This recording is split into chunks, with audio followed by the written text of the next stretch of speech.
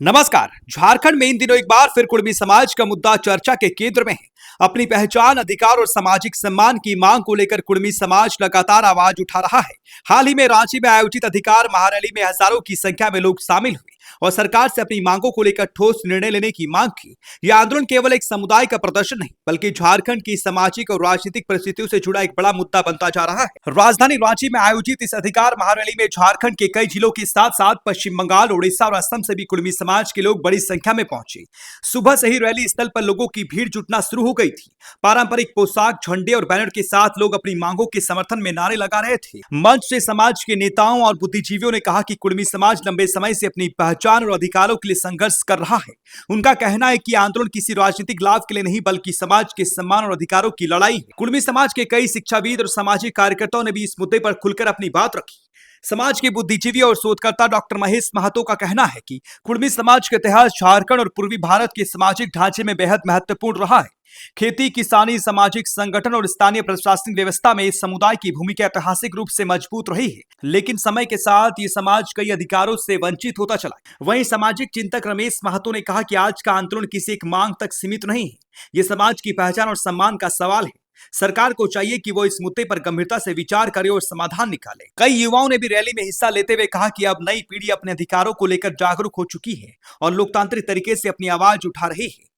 इतिहासकारों के अनुसार कुर्मी समाज का इतिहास सैकड़ों साल पुराना है। झारखंड, पश्चिम बंगाल और उड़ीसा के कई क्षेत्रों में यह समुदाय पारंपरिक रूप से कृषि, ग्रामीण अर्थव्यवस्था और सामाजिक नेतृत्व से जुड़ा रहा है। ब्रिटिश शासन के दौरान अलग अलग प्रशासनिक नीतियों और जनगणना के कारण कई समुदायों की सामाजिक पहचान में बदलाव हुआ।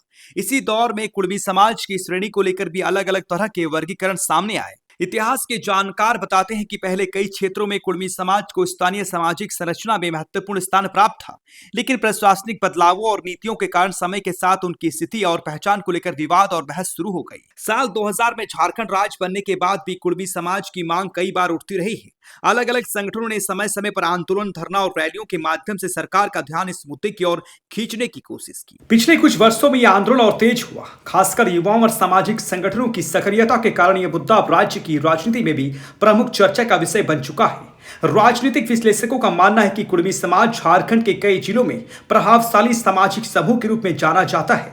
खासकर कोल्हान और आसपास के इलाकों में समाज की अच्छी आबादी है, जिसका असर चुनावी समीकरणों पर भी पड़ता है। ऐसे में इस आंदोलन को केवल सामाजिक आंदोलन के रूप में नहीं, बल्कि एक बड़े राजनीतिक मुद्दे के रूप में भी देखा जा रहा है। कई राजनीतिक दल भी समय समय पर इस मुद्दे पर बयान देते रहे हैं। फिलहाल कुर्मी समाज के प्रतिनिधियों ने सरकार से अपील की है कि उनकी मांगों पर गंभीरता से विचार किया जाए और जल्द कोई ठोस निर्णय लिया जाए। समाज के नेताओं का कहना है कि अगर सरकार सकारात्मक पहल करती है तो इस मुद्दे का समाधान बातचीत के जरिए निकाला जा सकता है, लेकिन अगर उनकी मांगों को नजरअंदाज किया गया तो आने वाले दिनों में आंदोलन और भी तेज हो सकता है। कुल मिलाकर झारखंड में कुर्मी समाज का यह आंदोलन अब केवल एक सामाजिक मुद्दा नहीं रहा, बल्कि यह पहचान, अधिकार और सम्मान की बड़ी बहस का रूप ले चुका है। अब सबकी नजर इस बात पर टिकी है कि सरकार इस मुद्दे पर क्या फैसला लेती है और क्या इस लंबे समय से चल रहे विवाद का कोई स्थायी समाधान निकल पाता है।